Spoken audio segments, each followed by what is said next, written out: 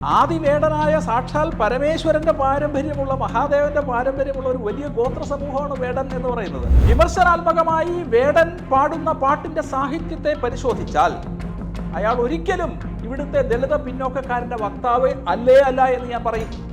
വേടനല്ല, പറയനല്ല, തമ്പുരാനല്ല എന്നൊക്കെ പറയുന്ന വേടൻ മറ്റെന്തൊക്കെയോ ആണ് എന്ന് നമുക്കറിയാം. അതുകൊണ്ടാണ് ഞാനിപ്പോൾ ഇവിടെ പരാമർശിച്ച കാര്യങ്ങളെല്ലാം അദ്ദേഹം ആരുടെയോ കയ്യിലെ ചട്ടുകമാണോ എന്ന് സംശയിക്കേണ്ട സാഹചര്യമാണ് ഇവിടെയുള്ളത്. അദ്ദേഹം പാടുന്ന പാട്ടിലെ സാഹിത്യം അതിന് തെളിവാണ്. അദ്ദേഹത്തിൻ്റെ ഒരു വരിയാണ്, ചീന നിൻ ചെങ്കൊടി താഴെ. കാരണം എന്താ?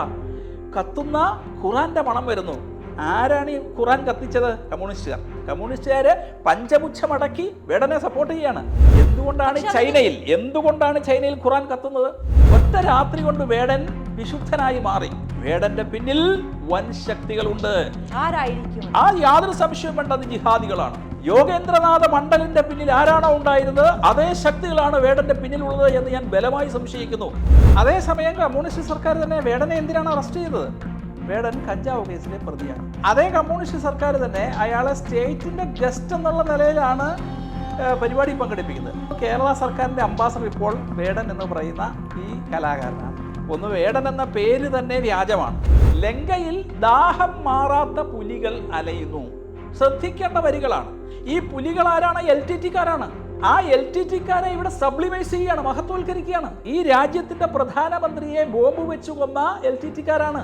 ആ LTT-കാരുടെ ദാഹം മാറിയിട്ടില്ല എന്ന് പറഞ്ഞാൽ പരോക്ഷമായി ഭീകരവാദത്തെ ഈ സാഹിത്യത്തിലൂടെ പ്രോത്സാഹിപ്പിക്കുകയാണ്. സോമാലിയൻ ബാല്യങ്ങൾ കുടിനീര് തേടി അലയുന്നു. അങ്ങ് സോമാലിയയിലേക്ക് പോകേണ്ട സഹോദര, വയനാട്ടിലേക്ക് പോയാൽ മതി. മ്യാൻമറിലെ ബുദ്ധൻ ആയുധമേന്തി ചുടുചോര മോന്തി. ബുദ്ധൻ അഹിംസയുടെ പ്രതീകമാണ്. സർവ്വജീവികൾക്കും സമത്വം വിശ്വസിക്കുന്ന ബുദ്ധന്റെ രാഷ്ട്രീയമാണത്. പക്ഷെ നമ്മുടെ നാട്ടിലെ ചിലർക്ക് പട്ടി ഹറാമാണ്. ആ പട്ടിക്ക് ബുദ്ധന്റെ പേരിലൂടെ ഇടുന്നതിലൂടെ ഈ ഹറാംവാദികളുടെ പ്രീതി പിടിച്ചു പറ്റാനാണ് ഇയാൾ ശ്രമിക്കുന്നത്. ജീവിതത്തിലെ അച്ചടക്കമില്ലാത്ത വ്യക്തി, മയക്കുമരുന്ന് ഉപയോഗിക്കുന്ന ഒരു വ്യക്തി, വേടൻ എന്ന് പറയുന്ന മഹത്തായ ഗോത്ര സമൂഹത്തെ അപമാനിക്കുകയാണ് ചെയ്യുന്നത് ഈ പേരിലൂടെ. അയാൾക്ക് ആവിഷ്കാര സ്വാതന്ത്ര്യമുണ്ട്. ആ ആവിഷ്കാര സ്വാതന്ത്ര്യം ഈ നാടിൻ്റെ സംസ്കാരത്തിനും ഈ നാടിൻ്റെ ദേശീയ സുരക്ഷിതത്വത്തിനും ഒക്കെ അനുഗുണമാകുന്ന തരത്തിലാവണം. നമസ്കാരം. കേസരിയുടെ മുഖ്യപത്രാധിപനായ ഡോക്ടർ NR മധുവാണ് ഇന്ന് എനിക്കൊപ്പം ഉള്ളത്. നമസ്കാരം. നമസ്കാരം. കഴിഞ്ഞ കുറച്ച് ദിവസങ്ങളായി അങ്ങാണ് സമൂഹ മാധ്യമങ്ങളിലും വാർത്താ മാധ്യമങ്ങളിലും താരം എന്ന് പറയുന്നത്. അങ്ങ് നടത്തിയ ഒരു പ്രസംഗത്തിലെ ചില ഭാഗങ്ങൾ അത് വലിയ രീതിയിൽ ചർച്ചയാകുന്നു. അതിൽ 2 വർഷമായിട്ട് നമുക്ക് അതിനെക്കുറിച്ച് സംസാരിക്കാം. ആദ്യം നമുക്ക് വേടനിലേക്ക് വരാം. വേടൻ ഒരു ജാതി ഭീകരവാദിയാണ് എന്ന് പറഞ്ഞു. ഒപ്പം തന്നെ വിഘടനവാദികൾ സ്പോൺസർ ചെയ്യുന്ന ഒരാളാണ് എന്നുള്ള വാദം മുന്നോട്ട് വെക്കുകയുണ്ടായി. ഇപ്പോൾ അതിൽ കേസ് വരെ എടുക്കുന്ന സാഹചര്യങ്ങളുണ്ട്. ഇപ്പോൾ എങ്ങനെയാണ് ആ വിഷയത്തെ നോക്കിക്കാണുന്നത്? വേടൻ ഒരു ജാതി ഭീകരവാദിയാണ് എന്ന് ഞാൻ പറഞ്ഞിട്ടില്ല.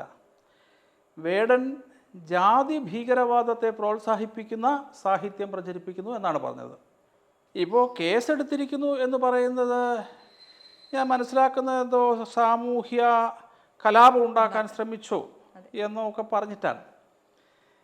ഈ കേസിനെ കുറിച്ച് പറയാനുള്ളത്, കേരളത്തിൽ ഹിന്ദുവായി ജീവിക്കുന്നതിന് എത്രത്തോളം അപകടകരമായ ഒരു സ്ഥിതിവിശേഷമാണ് കേരളത്തിൽ ഉള്ളത് എന്നതിൻ്റെ വലിയ ഉദാഹരണമാണ്. വേടനും വേടൻ്റെ പിന്നിലുള്ളവർക്കും അഭിപ്രായങ്ങൾ പറയാം, പക്ഷേ വേടനെ വിമർശിക്കാൻ പാടില്ല. എന്നാൽ ഈ വേടനെ അടുത്ത കാലത്ത് അറസ്റ്റ് ചെയ്ത് ഇതേ കമ്മ്യൂണിസ്റ്റ് സർക്കാരാണ്. വേടനെ ജയിലിലടയ്ക്കാൻ ശ്രമിച്ചത് കമ്മ്യൂണിസ്റ്റ് സർക്കാരാണ്. പക്ഷേ ഇതെല്ലാം ഇപ്പോൾ ഇരിക്കുന്നത് RSSന്റെ തലയിലാണ് എന്നുള്ളൊരിതുണ്ട്. അത് ഈ ഭാരതത്തിൽ എവിടെ എന്തു സംഭവിച്ചാലും അതിൻ്റെ എല്ലാം ഉത്തരവാദി RSS ആണെന്നാണല്ലോ ഒരു കമ്മ്യൂണിസ്റ്റ് ജിഹാദി നരേറ്റീവാണത്. അത് വളരെ വ്യാപകമായി ബോധപൂർവം നടത്തുകയാണ്. മഹാത്മാഗാന്ധിയുടെ വധം തൊട്ട് ഇങ്ങോട്ടെല്ലാം RSSന്റെ തലയിലാണല്ലോ വെക്കുന്നത്. അത് ഒരു പുതിയ സംഗതിയല്ല. അപ്പോൾ ഞാൻ പറഞ്ഞു വരുന്നത് എന്താണെന്ന് വെച്ചാൽ, ഈ അഭിപ്രായ സ്വാതന്ത്ര്യത്തിൻ്റെ അപ്പസ്തോലന്മാരെന്ന് പറയുന്ന കമ്മ്യൂണിസ്റ്റുകാർ വേടനെതിരെ സംസാരിച്ചു എന്നതിൻ്റെ പേരിൽ എനിക്കെതിരെ കേസെടുക്കുകയാണ്. അപ്പോൾ അതൊരു അപ്രഖ്യാപിത അടിയന്തരാവസ്ഥ കേരളത്തിൽ നിലനിൽക്കുകയാണ്. അതൊരു പുതിയ സാഹചര്യം കുറേ കാലമായിട്ട് നിലനിൽക്കുകയാണ്. അതേസമയം കമ്മ്യൂണിസ്റ്റ് സർക്കാർ തന്നെ വേടനെ എന്തിനാണ് അറസ്റ്റ് ചെയ്തത്? വേടൻ കഞ്ചാവ് കേസിലെ പ്രതിയാണ്. അതേ കമ്മ്യൂണിസ്റ്റ് സർക്കാർ തന്നെ അയാളെ സ്റ്റേറ്റിൻ്റെ ഗസ്റ്റ് എന്നുള്ള നിലയിലാണ് പരിപാടി പങ്കെടുപ്പിക്കുന്നത്. അപ്പോൾ ഈ അടുത്ത കാലം വരെ മയക്കുമരുന്നിനെതിരെ പ്രചരണം നടത്തിയിരുന്ന കമ്മ്യൂണിസ്റ്റ് സർക്കാർ മയക്കുമരുന്ന് ഉപയോഗിക്കുന്ന ഒരു വ്യക്തിയെ ഇത് സർക്കാരിൻ്റെ ഒരു സ്റ്റേറ്റ് പ്രോഗ്രാമിൻ്റെ ഒരു അംബാസഡർ ആക്കിയിരിക്കുകയാണ്. എനിക്ക് തോന്നുന്നു കേരള സർക്കാരിൻ്റെ അംബാസഡർ ഇപ്പോൾ വേടൻ എന്ന് പറയുന്ന ഈ കലാകാരനാണ്. ഒന്ന്, വേടൻ എന്ന പേര് തന്നെ വ്യാജമാണ്. കാരണം ഞാൻ മനസ്സിലാക്കുന്നത് വേടൻ എന്ന് പറയുന്ന സമുദായം മഹത്തായ പാരമ്പര്യമുള്ള ഒരു സമൂഹമാണ് അവർ. അയാൾ വേടൻ സമുദായത്തിൽപ്പെട്ട ആളല്ല എന്നാണ് ഞാൻ മനസ്സിലാക്കുന്നത്. തീർച്ചയായും അതുമായി ബന്ധപ്പെട്ടിട്ടുള്ള വാദങ്ങളും നടക്കുന്നുണ്ട്. കാരണം ആദിവേടനായ സാക്ഷാൽ പരമേശ്വരൻ്റെ പാരമ്പര്യമുള്ള, മഹാദേവൻ്റെ പാരമ്പര്യമുള്ള ഒരു വലിയ ഗോത്ര സമൂഹമാണ് വേടൻ എന്ന് പറയുന്നത്. ആ വേടൻ എന്ന പേരിവിടെ ദുരുപയോഗം ചെയ്യാണ്. സോണിയാഗാന്ധി മഹാത്മാഗാന്ധിയുടെ പേര് ദുരുപയോഗം ചെയ്യുന്നത് പോലെ വേടൻ എന്ന് പറയുന്ന ഈ ജീവിതത്തിലെ അച്ചടക്കമില്ലാത്ത വ്യക്തി, മയക്കുമരുന്ന് ഉപയോഗിക്കുന്ന ഒരു വ്യക്തി, വേടൻ എന്ന് പറയുന്ന മഹത്തായ ഗോത്ര സമൂഹത്തെ അപമാനിക്കുകയാണ് ചെയ്യുന്നത് ഈ പേരിലൂടെ. അപ്പം ഇത്തരം ആൾക്കാരെ നമ്മുടെ സമൂഹത്തിൽ പ്രൊമോട്ട് ചെയ്യുന്നു. അതാര്? ഭരണകൂടം തന്നെ പ്രൊമോട്ട് ചെയ്യുന്നു. ഇത്തരം പല കാര്യങ്ങളും ചെയ്യുന്ന വ്യക്തികളെ വിമർശിച്ചാൽ അവർ കേസിൽ പ്രതിയാവും, അവർ ജയിലിൽ പോകേണ്ടി വരും.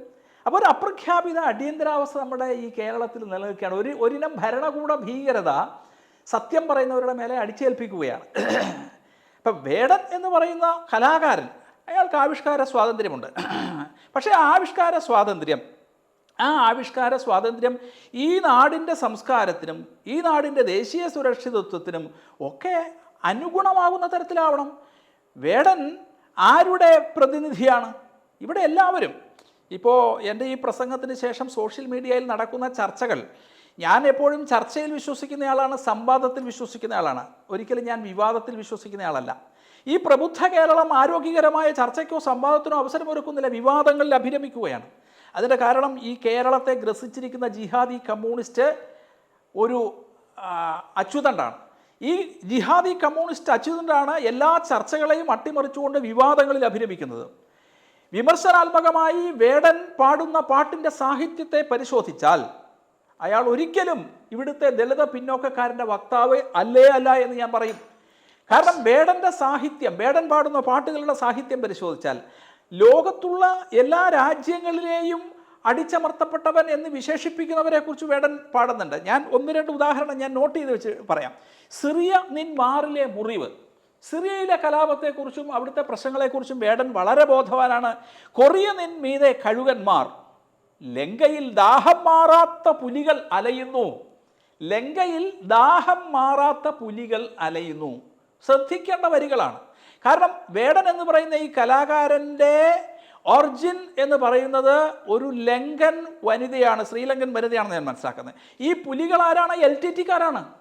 ആ LTT-കാരെ ഇവിടെ സബ്ലിമൈസ് ചെയ്യുകയാണ്, മഹത്വവൽക്കരിക്കുകയാണ്. ഈ LTT-കാരാണ് ഈ രാജ്യത്തിൻ്റെ പ്രധാനമന്ത്രിയെ ബോംബ് വെച്ച് കൊന്ന LTT-കാരാണ്. ആ LTT-കാരുടെ ദാഹം മാറിയിട്ടില്ല എന്ന് പറഞ്ഞാൽ പരോക്ഷമായി ഭീകരവാദത്തെ ഈ സാഹിത്യത്തിലൂടെ പ്രോത്സാഹിപ്പിക്കുകയാണ്.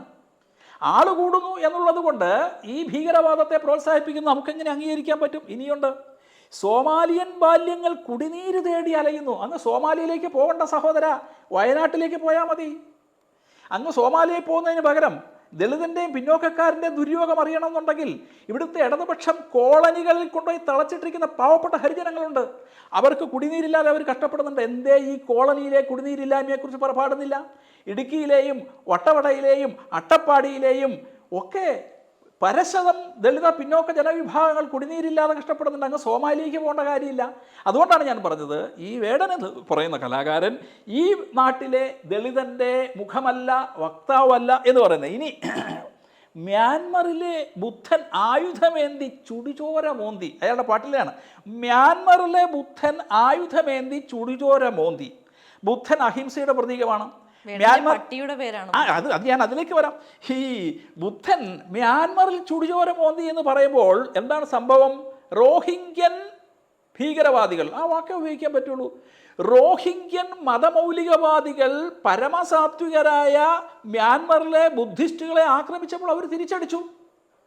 അവിടെ ബുദ്ധൻ ചോര മോന്തി എന്നാണ് പറയുന്നത്. അപ്പോൾ എന്താണ്? ഈ ഭീകരവാദികളുടെ ഒപ്പമാണ് വേടൻ എന്ന് നമ്മൾ മനസ്സിലാക്കുക. ഇനി നമ്മുടെ നാട്ടിൽ ഇന്ന് മഹാനായ അംബേദ്കർ ഹിന്ദു മതത്തിൽ നിലനിന്ന ജാതി അസമത്വങ്ങളിൽ പൊറുതിമുട്ടിയിട്ട് ബുദ്ധമതത്തിലേക്ക് മതം മാറി. നമുക്കറിയാം 5 ലക്ഷം പേരുമായിട്ട് ബുദ്ധമതത്തിലേക്ക്. ഈ ബുദ്ധൻ എന്ന് പറയുന്നത് മഹാനായ അംബേദ്കർ ബുദ്ധമതം സ്വീകരിച്ചതോടുകൂടി ബുദ്ധൻ എന്ന് പറയുന്നത് ദളിത പിന്നോക്ക ജനവിഭാഗങ്ങളുടെയും കൂടി ഒരു പ്രതീകമായിട്ടാണ് ഇപ്പോൾ നിൽക്കുന്നത്. വേടൻ്റെ പട്ടിക്കിട്ടിരിക്കുന്ന പേര് ബുദ്ധൻ എന്നാണ്. വേടൻ അങ്ങയുടെ ഈ പരാമർശത്തിന് ശേഷം നടത്തിയ ഒരു പ്രതികരണമുണ്ട്. അതിൽ വേടൻ പറയുന്നത് സർവ്വജീവികൾക്കും സമത്വം വിചാരിക്കുന്ന അംബേദ്കർ രാഷ്ട്രീയത്തിലാണ് ഞാൻ വിശ്വസിക്കുന്നത്. അതെ, അതാണ് ഞാൻ പറഞ്ഞത്. സർവ്വജീവികൾക്കും സമത്വം വിശ്വസിക്കുന്ന ബുദ്ധന്റെ രാഷ്ട്രീയമാണത്. ആ ബുദ്ധന്റെ രാഷ്ട്രീയമാണ് അംബേദ്കറുടെ രാഷ്ട്രീയം. സർവചരാചര സഹാനുഭൂതി എന്ന് പറയുന്ന ആർഷ ദർശനം തന്നെയാണ് ബുദ്ധൻ്റേത്. ആ ബുദ്ധൻ്റെ പേര് പട്ടി ഒരു മോശപ്പെട്ട ജീവിയാണെന്ന് അഭിപ്രായം എനിക്കില്ല. പക്ഷെ നമ്മുടെ നാട്ടിലെ ചിലർക്ക് പട്ടി ഹറാമാണ്. പട്ടി ഹറാമാണ്.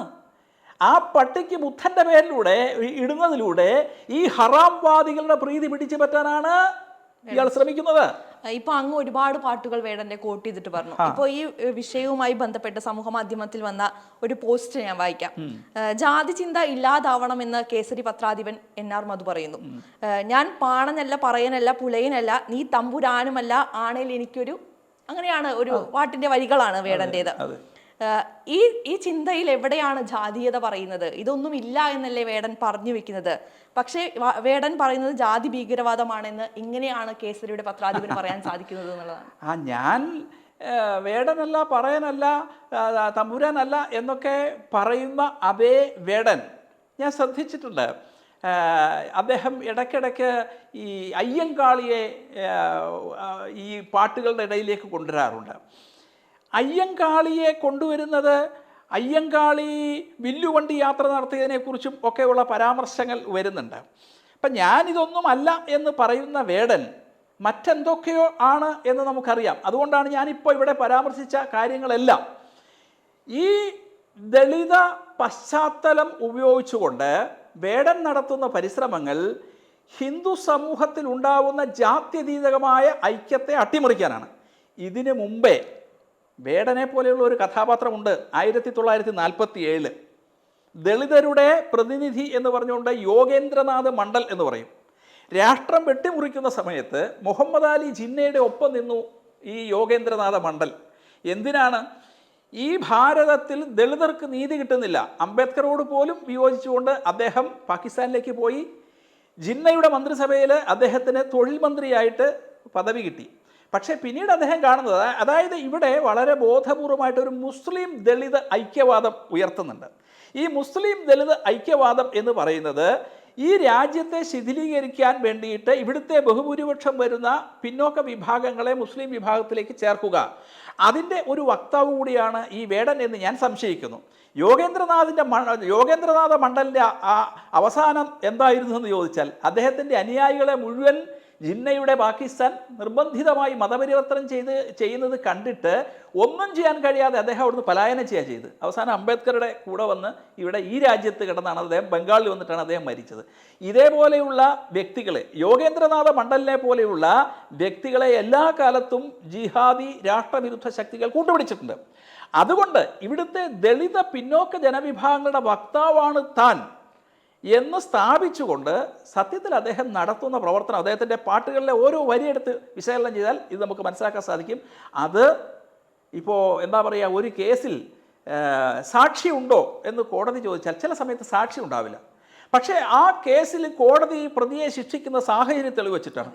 ഞാനിവിടെ സാഹചര്യ തെളിവുകളാണ് ഉന്നയിക്കുന്നത്. ഈ സാഹചര്യ തെളിവുകൾ മുഴുവൻ വേടൻ എന്ന് പറയുന്ന ഈ കലാകാരന് എതിരാണ്. വേടൻ എന്ന് പറയുന്ന ഈ കലാകാരൻ ഉയർത്തുന്ന സാഹിത്യം, അയാളുടെ ശരീരഭാഷ, ഇത് മുഴുവൻ ഇവിടുത്തെ ദളിതനെ ഉദ്ധരിക്കാൻ വേണ്ടിയിട്ടോ പിന്നോക്കക്കാരനെ ഉദ്ധരിക്കാൻ വേണ്ടിയിട്ടോ അല്ല, അദ്ദേഹം ആരുടെയോ കയ്യിലെ ചട്ടുകമാണോ എന്ന് സംശയിക്കേണ്ട സാഹചര്യമാണ് ഇവിടെയുള്ളത്. അദ്ദേഹം പാടുന്ന പാട്ടിലെ സാഹിത്യം അതിന് തെളിവാണ്. അവിടെ ഏറ്റവും വലിയതായി പിന്നീട് ഉയർന്നു വരുന്ന ഒരു ചോദ്യം എന്ന് പറയുന്നത്, വേടൻ ഇപ്പോൾ പാടാൻ തുടങ്ങിയിട്ട് വർഷങ്ങളായി, വേടൻ്റെ പാട്ടുകളും ഇത്തരത്തിലുള്ള ആശയങ്ങളും വേടൻ മുന്നോട്ട് വയ്ക്കാൻ തുടങ്ങിയിട്ടും വർഷങ്ങളായി. പക്ഷേ എന്തുകൊണ്ട് ഇപ്പോൾ വേടനെ ചൂഷണം ചെയ്യുന്നു? അതൊരു വലിയ ചോദ്യമാണ്. കാരണം നമുക്കറിയാം, ഇപ്പോൾ വേടനുമായി ബന്ധപ്പെട്ട് നിൽക്കുന്ന ഒരുപാട് വിവാദങ്ങളുണ്ട്, അതിന് പിന്നിൽ RSS ഉണ്ടെന്നുള്ള വാദങ്ങളുമുണ്ട്. അപ്പോൾ അങ്ങ് നടത്തിയ ഈ പരാമർശമാണ് ഇപ്പോൾ ഏറ്റവും കൂടുതൽ ചർച്ചയാകുന്നത്. വേടൻ എന്തുകൊണ്ട് ഇപ്പോൾ പോപ്പുലറായി? ഇയാൾ തൃശ്ശൂർ ജില്ലയിൽ നിന്ന് വരുന്ന ആളാണ്. എനിക്കറിയാം, തൃശ്ശൂർ ജില്ലയിൽ ധാരാളം ഈ പിന്നോക്ക ജനവിഭാഗങ്ങളുടെ ഇടയിൽ നിന്ന് വളർന്നു വന്ന നാടൻ പാട്ട് കലാകാരന്മാരുണ്ട്. ഈ നാടൻ പാട്ട് കലാകാരന്മാരിൽ നിന്നുമാണ് ഈ പറയുന്ന കഥാപാത്രവും വളർന്നു വരുന്നത്. അവർ ശുദ്ധമായ നാടൻ പാട്ടിൻ്റെ ആൾക്കാരാണ്. അവർ സത്യത്തിൽ അവരുടെ പാട്ടുകളിൽ ഈ നാട്ടിലെ ദളിത് പിന്നോക്ക ജനവിഭാഗങ്ങളുടെ ജീവിതമുണ്ട്, പിന്നോക്ക ജനവിഭാഗങ്ങളുടെ നൊമ്പരങ്ങളുണ്ട്. ഇവിടെ ഈ പാടുന്ന വേടൻ്റെ പാട്ടുകൾ എന്തുകൊണ്ട് വളരെ പെട്ടെന്ന് പോപ്പുലറായി എന്ന് ചോദിച്ചാൽ, പാലസ്തീൻ പതാക ഉയർത്താൻ മറ്റുള്ളവർ തയ്യാറായിട്ടില്ല. കേരളത്തിൻ്റെ ഒരു സവിശേഷ രാഷ്ട്രീയ സാഹചര്യത്തിൽ ഈ പാലസ്തീൻ പതാക ഉയർത്തിക്കൊണ്ട് പാലസ്തീനിൽ നടക്കുന്ന സമരം എന്താണെന്ന് നമുക്കറിയാം. ആ പാലസ്തീൻ സമരത്തിന് ഐക്യദാർഢ്യം പ്രഖ്യാപിച്ചാൽ ഒരു വലിയ മനുഷ്യത്വത്തിൻ്റെ പ്രതീകമായിട്ട് എളുപ്പത്തിൽ മാറാൻ സാധിക്കും.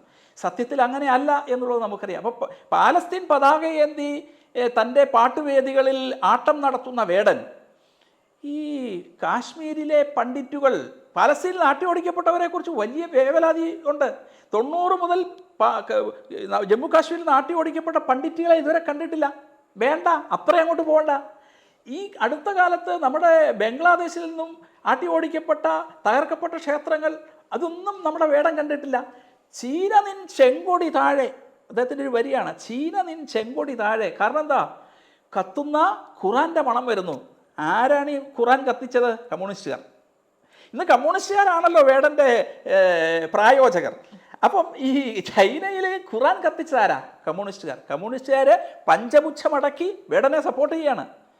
ഖുറാൻ കത്തിക്കുന്ന കമ്മ്യൂണിസം ചെങ്കൊടി താഴെ എന്ന് പാടുമ്പോഴും കമ്മ്യൂണിസ്റ്റുകാർ അത് മിണ്ടുന്നില്ല. കാരണം അത്രത്തോളം ഇവിടുത്തെ ജിഹാദികൾക്ക് വിടുവേല ചെയ്തുകൊണ്ട് സ്വന്തം തലച്ചോറ് പണയപ്പെടുത്തി കഴിഞ്ഞിരിക്കുന്നു ഇന്ത്യൻ കമ്മ്യൂണിസ്റ്റ് പാർട്ടി. എന്തുകൊണ്ടാണ് ചൈനയിൽ ഖുറാൻ കത്തുന്നത്? അവിടെ വർഗീയ വിഭജനവാദത്തിന് നേതൃത്വം കൊടുക്കുന്ന മുഴുവൻ മുസ്ലിങ്ങളെയും അവരുടെ മതാചാരങ്ങൾ പോലും അനുഷ്ഠിക്കാൻ അവിടെ കമ്മ്യൂണിസ്റ്റ് ചൈന സമ്മതിക്കുന്നില്ല.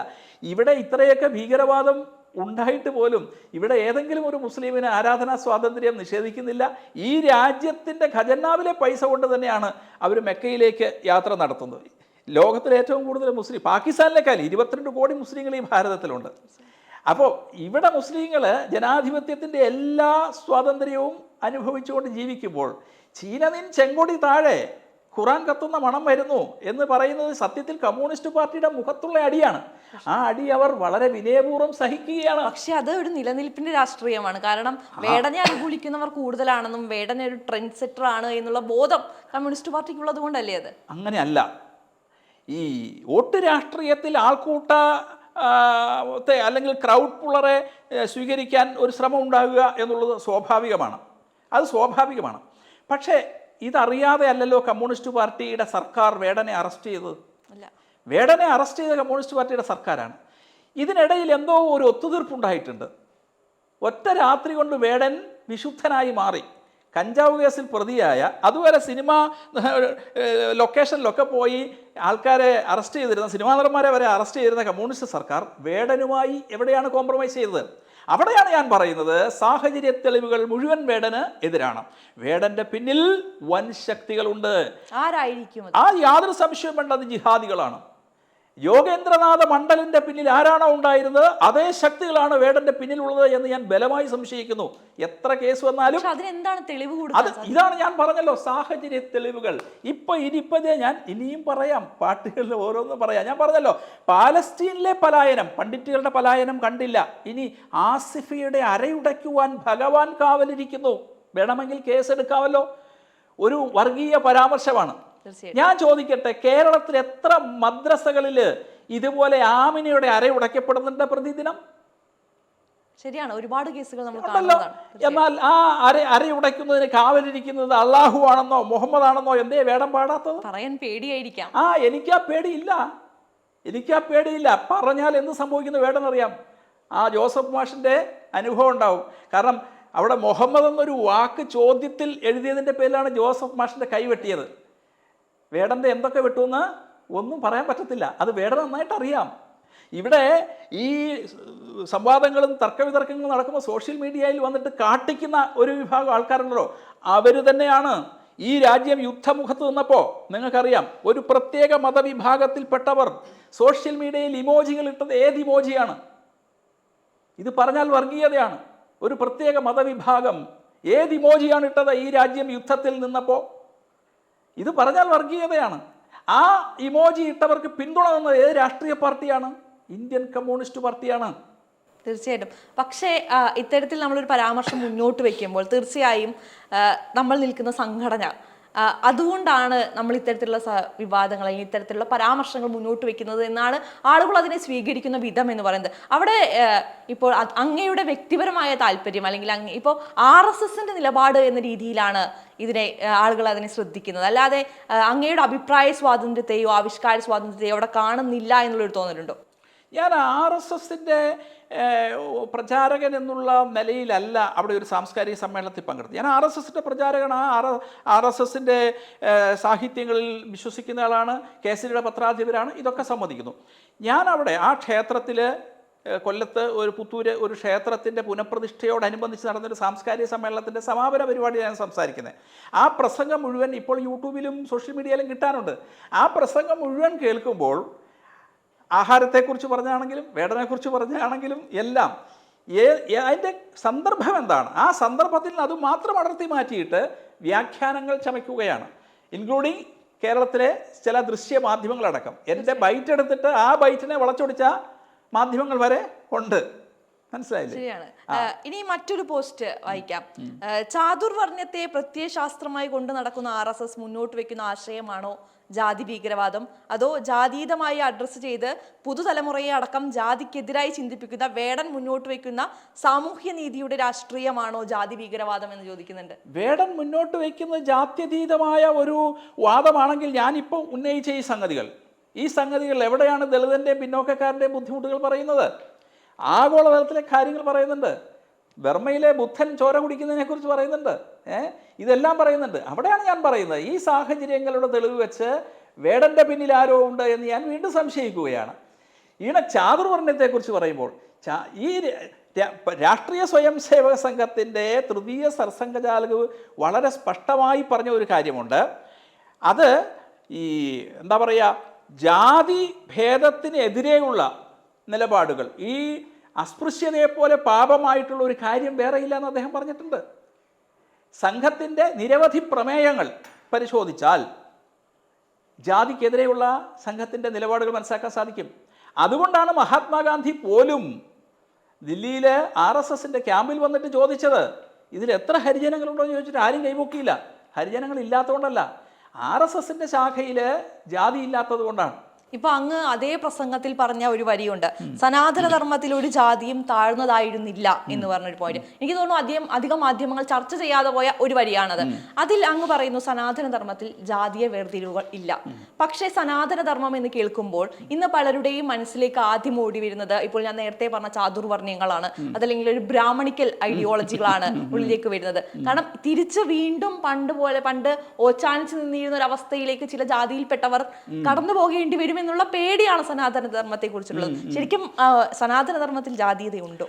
ഇത് സനാതനധർമ്മം ഈക്വൽ ടു ബ്രാഹ്മണിക്കൽ ഹെജിമണി എന്നൊരു നരേറ്റീവ് നമ്മുടെ രാജ്യത്ത് ഇടതുപക്ഷമാണ് ഇപ്പോൾ പ്രചരിപ്പിക്കുന്നത്. ഇത് സത്യത്തിൽ കൊളോണിയൽ അധിനിവേശ ശക്തികളുടെ സിദ്ധാന്തമാണ്. കൊളോണിയൽ അധിനിവേശ ശക്തികൾ ജാതീയമായി ഈ നാടിനെ ഭിന്നിപ്പിക്കാൻ വേണ്ടി നിരവധി പരിശ്രമങ്ങൾ നടത്തി. ഹിന്ദുക്കളെയും മുസ്ലിങ്ങളെയും തമ്മിൽ തെറ്റിക്കാൻ വേണ്ടി നിരവധി പരിശ്രമങ്ങൾ നടത്തി.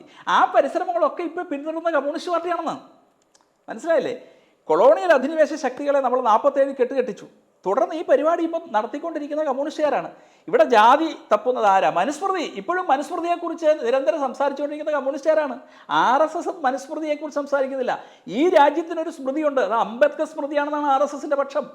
അംബേദ്കർ ഉണ്ടാക്കിയ ഭരണഘടനയാണ് ഈ രാജ്യത്തിൻ്റെ സ്മൃതി എന്ന് പറയുന്നത്, മനുസ്മൃതിയല്ല. മനുസ്മൃതിയെക്കുറിച്ച് ഇപ്പോഴും ചർച്ച ചെയ്തുകൊണ്ടിരിക്കുന്നത് ഇവിടുത്തെ കമ്മ്യൂണിസ്റ്റുകാരാണ്. പിന്നെ സനാതനധർമ്മത്തിൽ ജാതി ഉണ്ടോ എന്ന് ചോദിച്ചാൽ സനാതനധർമ്മം ജാത്യതീതമായ ഒരു ധർമ്മമാണ്. എന്നാൽ നമ്മുടെ സമൂഹത്തിൽ വർണ്ണ വ്യത്യാസങ്ങൾ ഉണ്ടായിരുന്നില്ലേ? ഉണ്ടായിട്ടുണ്ട്. കടുത്ത ജാതി വിവേചനം ഉണ്ടായിട്ടുണ്ട്. ഇത് നിഷേധിച്ചിട്ട് കാര്യമില്ല. അതിനൊരു ചരിത്രമുണ്ട്. നമ്മുടെ കേരളത്തിലെ മാത്രം കാര്യം എടുക്കാം. സനാതനധർമ്മത്തിൻ്റെ അടിസ്ഥാന സ്ഥായി ഭാവം ലിംഗവ്യത്യാസത്തെ അംഗീകരിക്കുന്നില്ല. നമ്മളിപ്പോൾ ലിംഗസമത്വത്തെക്കുറിച്ചൊക്കെ പറയുന്നില്ലേ? വൈദിക സാഹിത്യം നോക്കിയാൽ അവിടെ മന്ത്രദ്രഷ്ടാക്കളായ സ്ത്രീകളുണ്ട്. 5000 വർഷം മുന്നേ മന്ത്രദ്രഷ്ടാക്കളായ സ്ത്രീകളുണ്ട്. സ്ത്രീക്ക് ആത്മാവ് പോലും ഇല്ല എന്ന് വിശ്വസിക്കുന്ന സെമിറ്റിക് മതങ്ങൾ, 2000 അതിന് ഇപ്പുറം പ്രായമുള്ള ഈ സെമിറ്റിക് മതങ്ങൾക്ക് സ്ത്രീകൾക്ക് അവരുടെ എന്താണ് ഒരു വാങ്ക് വിളിക്കാൻ ഇന്നും സ്ത്രീക്ക് അധികാരമില്ല, പള്ളിയിൽ പോകാൻ അധികാരമില്ല. ഇവരാണ് പറയുന്നത് ഇതൊക്കെ. അത് പോട്ടെ, അത് നമ്മുടെ വിഷയമല്ല ഇപ്പോൾ. അപ്പോൾ സനാതനധർമ്മത്തിൽ എപ്പോഴാണ് നമ്മുടെ ദക്ഷിണ ഭാരതത്തിലെ കാര്യം മാത്രം എടുക്കാം. ഇവിടെ ജാത്യതീതമായ ഒരു കാലഘട്ടം BC 3-ാം നൂറ്റാണ്ട് മുതൽ 7-ാം നൂറ്റാണ്ട് വരെ ഉണ്ടായിരുന്നു. അതിന് സംഘകാലം എന്നാണ് പറയുന്നത്. ഈ സംഘകാലത്തിൽ ജാതീയമായി യാതൊരു വേർതിരിവും ഉണ്ടായിരുന്നില്ല. പിന്നീടാണ് ജാതി വേർതിരിവ് ഉണ്ടായത്. അതിന് കാരണം 7-8 നൂറ്റാണ്ടുകളിൽ ക്ഷേത്ര കേന്ദ്രീകൃതമായ ഒരു ജീവിതം ഉരുത്തിരിയുകയും ചേര ചോള നൂറ്റാണ്ട് യുദ്ധം ആരംഭിക്കുകയും ചെയ്തു. ക്ഷേത്രത്തിലേക്ക് കൊടുത്തിരുന്ന ഈ സ്വത്തുവകകൾ മുഴുവൻ പൗരോഹിത്യത്തിൻ്റെ പിടിയിലേക്ക് അമർന്നു. അവിടെ നിന്നാണ് ജാതി വിവേചനം കേരളത്തിൽ ആരംഭിക്കുന്നത്. ഈ ജാതി വിവേചനം ശരിയാണ്, ഇവർ പറയുന്നത് ശരിയാണ്. ഇവിടുത്തെ നിരവധി പിന്നോക്കമെന്ന് വിളിക്കപ്പെടുന്ന സമൂഹങ്ങൾ വലിയ കഷ്ടതകൾ സഹിച്ചിട്ടുണ്ട്. പക്ഷേ അതിനെ എല്ലാം അതിജീവിക്കാൻ ഇവിടെ നവോത്ഥാന നായകന്മാരുണ്ടായി. ഞാൻ ചോദിക്കട്ടെ, ഇസ്ലാമിൽ എന്തുകൊണ്ടാണ് ഇപ്പോഴും ഈ വിവേചനങ്ങൾ തുടരുകയല്ലേ? ഷിയായും സുന്നിയും രണ്ടല്ലേ? അവിടെ ലിംഗസമത്വം ഉണ്ടോ? ക്രിസ്ത്യൻ സമൂഹത്തിൽ പോലും എത്ര അവാന്തര വിഭാഗങ്ങളുണ്ട്. ഷിയായും സുന്നിയും തമ്മിൽ യുദ്ധം നടന്നുകൊണ്ടിരിക്കുക ലോകം മുഴുവൻ. ഇവിടെ ഹിന്ദു സമൂഹത്തിലെ ജാതീയതയ്ക്കെതിരെ ചട്ടമ്പിസ്വാമി വന്നു, അയ്യാവയ്യുണ്ടസ്വാമി വന്നു, അയ്യങ്കാളി വന്നു, നാരായണ ഗുരുദേവൻ വന്നു. ഇവരെല്ലാം അവിടെ ജാതീയമായ സംഘർഷം സൃഷ്ടിക്കാനല്ല ശ്രമിച്ചത്. നാരായണ ഗുരുദേവനും അയ്യങ്കാളിയും ജാതീയമായി 2 തലത്തിലുള്ളവരാണ്. പക്ഷേ അവർ ഒരേ സഹോദരന്മാരെ പോലെയാണ് നടന്ന് തോളൽ കൈയിട്ടുകൊണ്ട് നടന്നാണ് ഇവിടെ നവോത്ഥാന പരിശ്രമം നടത്തിയത്. അയ്യങ്കാളിക്ക് എല്ലാവിധ മാർഗദർശനങ്ങളും നൽകി അയ്യങ്കാളിയെ സംരക്ഷിച്ചു നിർത്തിയ ആളാണ് മന്നത്ത് പത്മനാഭൻ. വൈക്കത്ത് ക്ഷേത്രത്തിന് ചുറ്റുമുള്ള വഴി നടക്കാനുള്ള സ്വാതന്ത്ര്യ പ്രക്ഷോഭം നടക്കുന്ന വൈക്കം സത്യാഗ്രഹം 1924 വൈക്കം സത്യാഗ്രഹത്തിൽ പിന്നോക്ക ജനവിഭാഗങ്ങളുടെ സഞ്ചാര സ്വാതന്ത്ര്യത്തിന് വേണ്ടി 25,000 സവർണർ നടത്തിയ സവർണ ജാഥ മന്നത്ത് പത്മനാഭനാണ് നടത്തിയത്. ആ ജാഥ ശിവഗിരിയിൽ പോയി നാരായണ ഗുരുദേവനെ കണ്ട് വണങ്ങിയിട്ടാണ് പോയത്. ഇവിടെ എവിടെയാ ജാതി സംഘർഷം? പക്ഷെ ഇവിടെ ഏറ്റവും വലുതായി ഉയർന്നു വരുന്ന ചോദ്യം, ഒരു ജാതി ഒരു മതം എന്ന് പറയുന്ന ശ്രീനാരായണ ഗുരുവിന്റെ പേരിൽ ഒരു ജാതി ഉണ്ട് എന്നുള്ളതാണ്. ഒരു ജാതി ഒരു മതം ഒരു ദൈവം മനുഷ്യന് എന്ന് നാരായണ ഗുരുദേവൻ പറയുന്നത് ഒരു പുതിയ ആശയമല്ല. സർവം ഖല്വിദം ബ്രഹ്മ എന്ന് ഉപനിഷത്ത് പറഞ്ഞു. ഈ ഉപനിഷത്തിൽ സംസ്കൃതത്തിൽ പറഞ്ഞ കാര്യം ഹിന്ദുവിനെ സംബന്ധിച്ചിടത്തോളം മതവിഭേചനം സാധ്യമല്ല, ജാതി വിഭജനം സാധ്യമല്ല. പക്ഷേ മതത്തിൻ്റെ പേരിൽ ഹിന്ദുവിനെ ഇല്ലായ്മ ചെയ്യാൻ ശ്രമിച്ചാൽ നമുക്ക് മതം പറയേണ്ടി വരുന്നു. നമ്മൾ മതമല്ല പറയുന്നത്, ധർമ്മമാണ് പറയുന്നത്. സത്യത്തിൽ ഒരു സനാതനധർമ്മ വിശ്വാസിക്ക് ഒരു അന്യമതത്തെ എതിർക്കാൻ സാധ്യമല്ല. കാരണം സർവം ഖല്ലിതം ബ്രഹ്മ ഈശാവാസ്യമിതം സർവം, ഈശ്വരൻ ഇതിലെല്ലാം വസിക്കുന്നു. പട്ടിയിലും പൂച്ചയിലും പുല്ലിലും പുഴുവിലും വരെ ഈശ്വരനുണ്ടെന്ന് വിശ്വസിക്കുന്ന ലോകത്തിലെ ഏക ധർമ്മമാണിത്. പട്ടിയിൽ ഈശ്വരനുണ്ട് എന്ന് പറഞ്ഞാൽ ഇസ്ലാം നിങ്ങളുടെ കഴുത്തറക്കും. കാരണം അത് ഹറാമാണ് പട്ടി. ഇവിടെ നമുക്ക് ഹറാം ഒന്നുമില്ല, മനസ്സിലായില്ലേ? ഈ ലോകത്തിന് ഇത്തരത്തിലുള്ളൊരു ധർമ്മം വേറെ എവിടെയാണ് ഉള്ളത്? നമുക്കൊന്നും ഹറാമല്ല. പന്നി നമുക്ക് ഹറാമല്ലല്ലോ, പന്നി നമ്മുടെ ദൈവമാണ്. ഭഗവാൻ അന്ന് അവതരിച്ച പന്നിയായിട്ടാണ്. പന്നി നമുക്ക് ദൈവമാണെന്ന്. അപ്പോൾ പിന്നെ എങ്ങനെ ഇവിടെ ദളിതൻ അന്യനാവുന്നത്? ഇവിടെ മുസ്ലിമും ക്രിസ്ത്യാനിയും പോലും നമുക്ക് അന്യനല്ല ഒരെക്സ്റ്റൻറ്റിൽ. പക്ഷേ ഇത് പറയുന്ന സനാതനധർമ്മത്തെ ഇല്ലായ്മ ചെയ്യാൻ ശ്രമിച്ചാൽ നാരായണ ഗുരുദേവൻ മതം മാറ്റത്തിനെതിരെ നിലകൊണ്ടില്ലേ? ഒരു ജാതി ഒരു മതം ഒരു ദൈവം എന്ന് പറഞ്ഞ നാരായണ ഗുരുദേവൻ നെയ്യാറ്റിൻകര പോയിട്ട് മതം മാറിയ ഈഴവരെ തിരിച്ചു കൊണ്ടുവന്നില്ലേ? അപ്പോൾ ഈ ഒരു ജാതി ഒരു മതം ഒരു ദൈവത്തെ വളച്ചൊടിക്കുന്ന ആരാ? ഇനി അയ്യങ്കാളി, ഈ അയ്യങ്കാളിയുടെ പാരമ്പര്യമൊക്കെയാണല്ലോ ഈ വേടനൊക്കെ പറയുന്നത്. വെള്ളിക്കര ചോതിയെ ആദ്യമായിട്ട് ഹിന്ദു മതത്തിൽ, അത് മതം മാറിപ്പോയ ഒരു പിന്നോക്കക്കാരനാണ്. വെള്ളിക്കര ചോതി എന്ന പേരിട്ട് ആദ്യമായിട്ട് മതം മാറ്റിക്കൊണ്ടുവന്നു ഹിന്ദു മതത്തിലേക്ക്. ആര്? സാക്ഷാൽ അയ്യങ്കാളി. അവരെല്ലാം ഹിന്ദുത്വത്തിന് വേണ്ടിയാണ് നിലകൊണ്ടത്. ആ ഹിന്ദുത്വം ആർക്കും എതിരല്ല. പക്ഷെ എനിക്ക് തോന്നുന്നു ഇതുമായി ബന്ധപ്പെട്ടുള്ള തെറ്റിദ്ധാരണകളായിരിക്കാം, അല്ലെങ്കിൽ ആരൊക്കെയോ ആളുകളെ തെറ്റിദ്ധരിപ്പിക്കുന്നതായിരിക്കാം. അല്ല, നരേഷൻ ഉണ്ടാക്കുക, ആഖ്യാനം ചമയ്ക്കുക എന്നത് ഒരു കമ്മ്യൂണിസ്റ്റ് തന്ത്രമാണ്. നിരന്തരം നുണകൾ പറയുക. അപ്പോൾ ഗീബൽസ്, ഈ ഗീബൽസിനെ നമുക്ക് ഹിറ്റ്ലറിൻ്റെ സന്തത സഹചാരിയായ ഗീബൽസ്, ഇതേപോലെ സ്റ്റാലിനും ഉണ്ടായിരുന്നു ഇതുപോലത്തെ ഗീബൽസുകൾ. ലോകത്ത് ഹിറ്റ്ലർ വന്നതിനേക്കാളും കൂടുതൽ ആൾക്കാർ സ്റ്റാലിൻ വന്നിട്ടുണ്ട്. അപ്പോൾ ഇത്തരം ഏകാധിപതികൾക്ക്, ഏകാധിപത്യ പ്രവണതയുള്ള പ്രസ്ഥാനങ്ങൾക്ക്, പ്രത്യയശാസ്ത്രങ്ങൾക്ക് നുണ എന്ന് പറയുന്നത് ഒരു കലയാണ്. കമ്മ്യൂണിസ്റ്റ് പാർട്ടി നുണ കൊണ്ട് ജീവിക്കുന്ന ഒരു പ്രസ്ഥാനമാണ്.